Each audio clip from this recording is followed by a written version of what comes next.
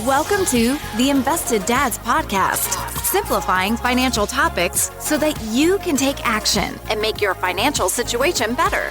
Helping you to understand the current world of financial planning and investments, here are your hosts, Josh Robb and Austin Wilson. All right. Hey, welcome back to the Invested Dads Podcast, a podcast where we take you on a journey to better your financial future. I am Austin Wilson, co-portfolio manager at Hicks & Zerker Capital Management. And I'm Josh Robb, director of wealth management at Hicks & Zerker Capital Management. Austin, how can people help us with our podcast? We would love it if you'd subscribe. If you're not subscribed already, so hit that plus or follow button on your podcast player, as well as go to our website and sign up for our weekly newsletter. Then you get an email every Thursday when we drop a new episode with show notes and some nice links, and it's a pretty great deal. So go check that out. But today, yes, we are going to be discussing whether or not to have multiple financial advisors. So really, we're going to answer the question, should you put all your eggs in one basket? That's right.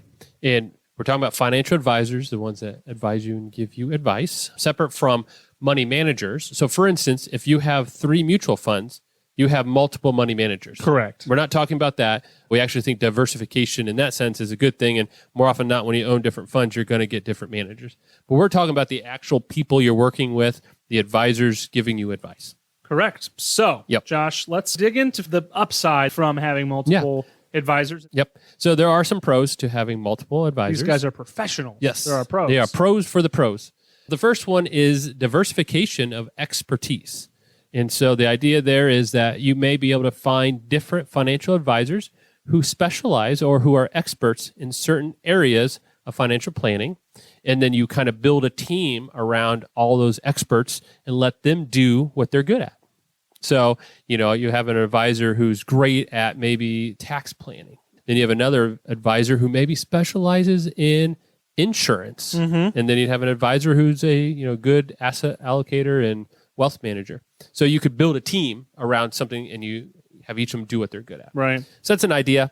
The next one is risk mitigation. So the idea that is if I have multiple advisors, like diversification, I'm spreading my risk out among different places. And so one manager, maybe their investment philosophy underperforms or doesn't do well, I've spread my risk out. Or if they make a bad investment decision, not all of my eggs are in that one basket. Correct. So it's a thought process there. So you're spreading out the expertise or you're spreading the risk, those first two. With those first two, I also see the other side of things where while you're diversifying and mitigating risk, you could also be, if things are good with one, you could be diluting as well. Yep. So it works both ways. Yep. Diversification is great, spreading risk, but diversification also eliminates the ability that if you get it right, you have more percentage allocated to that good thing. Yep. Another one is you have enhanced decision-making. And this is just a concept of more heads are better than one, right? If you have multiple people thinking through a problem, then you probably come up with a better solution. As long as they're communicating. Yeah, that's it. They have to be helping make decisions together. We'll hit on some of those in the cons. But the idea is that you get a broader outlook. They come from different experiences, different backgrounds. They have different thoughts. Maybe they have different training. So it just improves your decision making because they approach it from different angles, which is good. Absolutely. And the fourth is accountability. And so diversification of spreading out your risk, you also have the advisors holding each other accountable in that if each advisor knows other advisors are looking at it, they feel the sense, okay, I got to make sure I'm doing everything on the up and up. Yeah. From the pro standpoint, you get diversification of experience and expertise. You get diversification or mitigating risk by spreading it out. You get higher decision-making because you have multiple people from different backgrounds and education thinking it through, and then checks and balances between them. So those are good pros, and I don't have any arguments against those. And so we're going to then flip-flop and look at the cons, but I want a dad joke before we go to the negative side of the world and do that. Let's get happy before we get sad. So, Josh, after an unsuccessful harvest, why did the farmer decide to try a career in music? Ooh, music. I don't know. Because he had a ton of sick beats. Sick beats. Oh, man. That's pretty good. I don't like beats. Or, I only seem to get sick on weekdays. I must have a weekend immune system. Oh, a weekend immune system. I like it. All right. So, we talked about the pros. Yep. I made you laugh. Now we're going to get into the downsides to having multiple financial advisors. So start with number one, Josh. Yep. More often than not, if you bring on multiple advisors, you're going to experience higher costs. True. They all have different fee schedules and how they approach it, but more often than not, most advisors, especially if they're fee only, have probably some sort of reduction of their fees the more they manage. Right. And so if you're spreading it out, you may not get those break points or the reduction in your fees by having all your assets at one place. Yeah, that's what came to mind when I was thinking of, say that you have a break point of your fees get better at $500,000 or $1 million for that incremental amount. Well, if you have $2 million and you don't hit the break point on anyone because you have it spread between 4 advisors, then you're paying a higher effective rate. Effective rate's the key thing. Yes. Here. Yep. And also, let's say maybe you don't hire the advisor ongoing, but they're one-off expenses. If you're paying multiple of those, they may charge you, a set dollar amount to say, hey, I'll do a review of your financial situation for X dollars. Well, if you have 3 people do it, you're just tripling your cost for that analysis. Yeah. So, there are higher costs associated with that. Also, when it comes to the underlying investments, whatever you're using, commissions, if there's multiple people trading, they may own the same investment. You could have bought it all in one group, and but got they're paid less spread commission. out. So, right. there's just costs associated with that. Conflicting advice. So we mentioned a pro was that you get enhanced decision-making by having multiple opinions. But when you have multiple opinions, you could potentially get conflict. Yeah, like which of these two do I decide? One's telling me to do this. Yep. The other one's telling me to do the opposite, and you have to make that decision. Like one's telling you, oh, you need to start claiming Social Security this year, but the other one's saying, oh, let's wait a couple more years. And everyone's math works out for the way that they think it should work out, right? Yep. Or even just simple of they say, okay, here's your allocation, X amount of stocks and bonds, and then another advisor says a different X amount in stocks and bonds. Yeah. You have to decide. Yeah. And you're hiring an expert to get their opinion, but now you have 2 different expert opinions and you have to pick and choose where it is. Yep. Now, again, accountability, checks and balances, important. That was a pro. Yes. There's coordination and complexity when you have multiple advisors. Yeah. And that they're each doing their thing, and they probably have their way of doing it, their way of showing it to you. And sometimes looking at apples to apples, comparing those is hard to do. Yeah. And trying to coordinate that you have, again, not a recommendation on anything. I'm just going to use a couple stocks as an example. So not a recommendation, but let's say you have Apple stock and you like Apple. And advisor A says, we should have 2% of Apple stock in your portfolio. And you're like, great. And then advisor B says, I like Apple, and I think you should have 2% in your portfolio. Great. If they don't coordinate and you don't communicate, you may have 4% Apple in your portfolio, right? Because they're each doing what they think is best for you without knowing what the other advisor is doing. Yeah. So complexity of how things are working together, but also coordination between which advisor does what. Another thing that I think kind of goes into this bucket as opposed to the other couple on here is if you have multiple advisors and you're a very returns oriented individual, yes, then you could constantly be comparing returns, which are great. Returns are needed. Returns are absolutely wonderful to look at and important for the plan.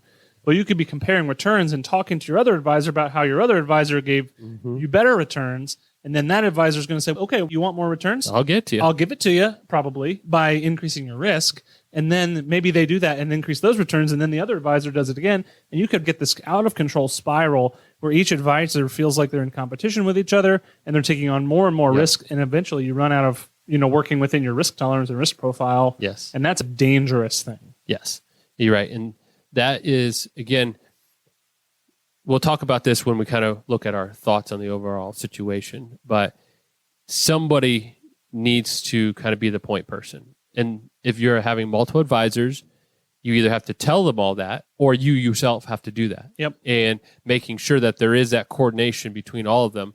And when you are comparing, that you are comparing in a sense on equal footing. Yeah. And I have an example when we're done that I'm going to talk through about a situation like that. The fourth one, so I had 4 pros and I have 4 cons because Austin knows I like things to be equal. Couldn't have done 5 and 5? Well, I got 8, and then you and I each have our own opinions. Okay, so that's 10. There you go. So it's already thought through. Don't worry. Okay, don't worry about it. But 4 and 4 is how I started with these. The last one is overlapping services. So a lot of times, again, when I talked about diversification and expertise, if every single advisor you hire does one specific thing, you may not have this. But more often not, most financial advisors do multiple things. And so you may have, let's say you hired 2 advisors, to keep it simple, and they're both financial advisors and they're comprehensive, they do everything, you are paying for the same service for both of them. And let's say Social Security analysis.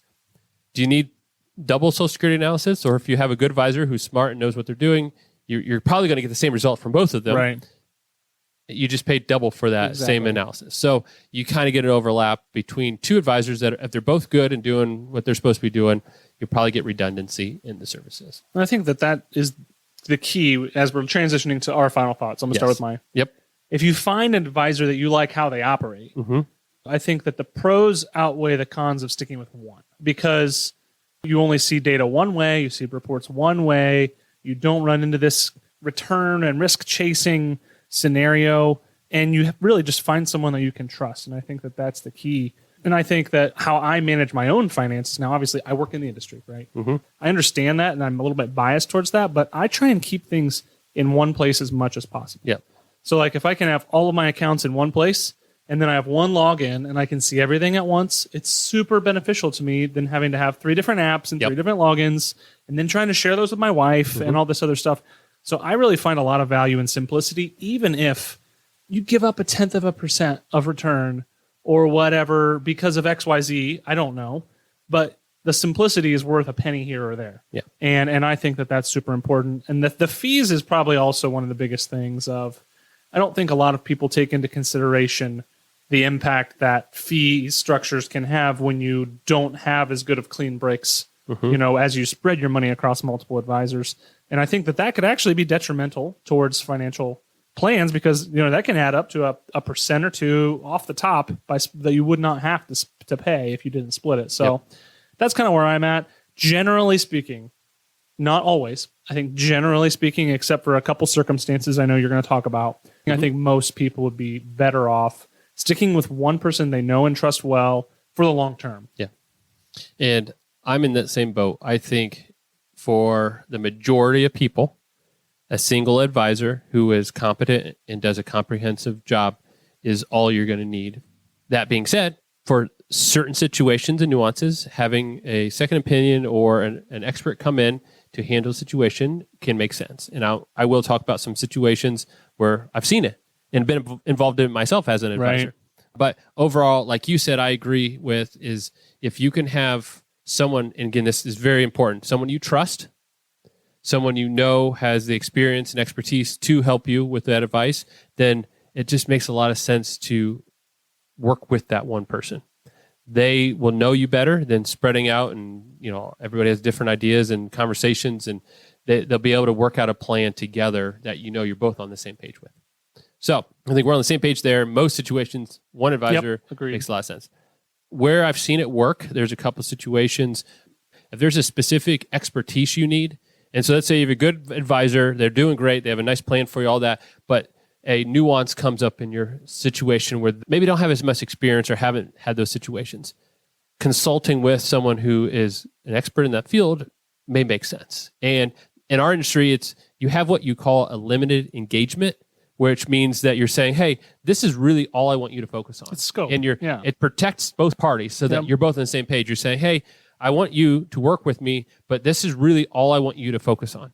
And for the advisor being hired in this limited engagement, it's to cover them to say, if I'm giving you advice, this is the only kind of viewpoint I'm coming from. And a great example of this is, let's say you have benefits that are unique or specific to your situation.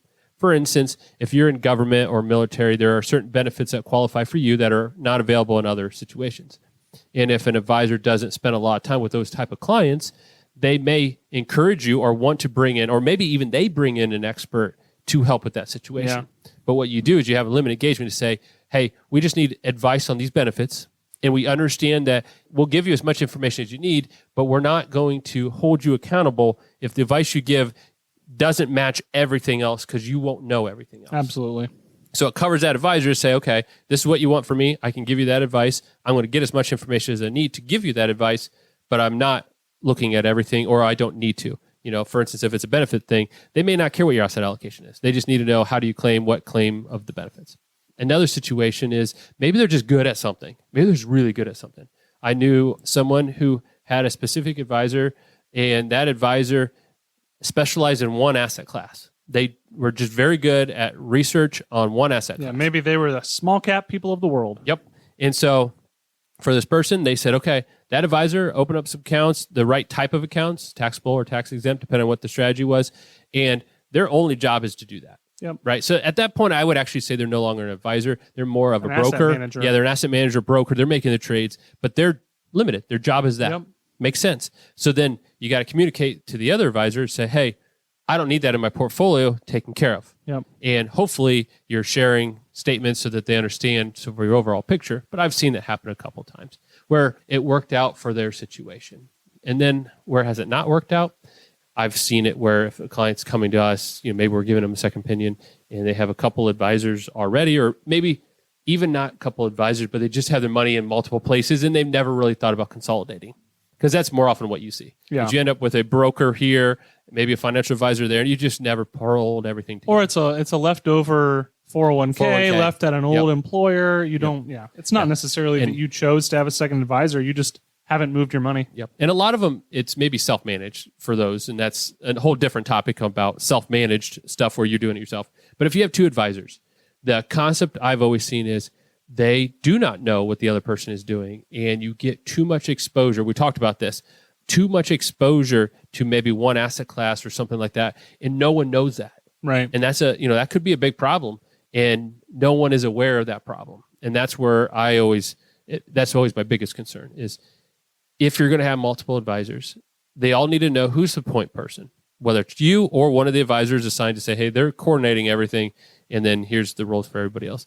And then there's got to be open communication. You got to give permission for them all to speak to each other, exchange data as needed so that your full picture is being taken care of. Absolutely. I will say this. Part of this concept came from those fun tips that you see online that are just some of the worst investment advice out there, like TikTok and Instagram and all those things. Don't go to those places for financial advice. And what I saw was, and this is kind of what drove it, was spreading out your money between multiple places to compound your returns. Yeah. So this kind of is a offshoot of that, but the concept was, hey, if you could get 2% in these savings accounts, just as an example, and you have one, but if you open it up at another bank getting 2%, now you got 4% because they're both compounding. Now, if you open it up at 4 banks, you got 8% because they're all compounding. It's really dumb math. I mean, it hurt my head. It's really dumb math. And you don't add on top of it your percentages. So let me break this down real quick. This is a side shoot, but it applies to this because we talked about it with the fees. Yeah. If I have $1,000 Yep. and I'm getting 2%, so $1,000, 2%, that's $20. If I have $500 at 2 banks and I'm getting 2%, $10. each bank I'm getting $10. What's my total return? The same. $20, either way. When it compounds, does it ever grow faster one way or another? Negative. It does not.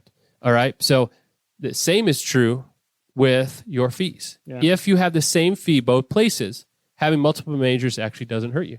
If they both charge a 1% AUM fee and there's no breaks or anything, how much fee did you pay? 1%. Exact same. Doesn't matter. Yep. The difference is, and this is what we talked about, is most places have breakpoints or adjustments structure based on managing more money. And that's where you get the difference. It's like a reverse tax schedule. Yep. Or even just, hey, if we manage, banks do this too. Hey, if we have X amount of your dollars, we'll give you these services or we'll not charge you for checking or whatever they do. Like it's the same way as there is savings in more money in one location. Yes. And so that is something. And I just wanted to point that out because I saw that and it really just frustrated me that someone didn't comprehend percentages the way I thought they would. And someone listened to that terrible advice. And maybe I'm wrong. Maybe this is like a spur of the moment thing they made on Twitter or TikTok or wherever I saw it at.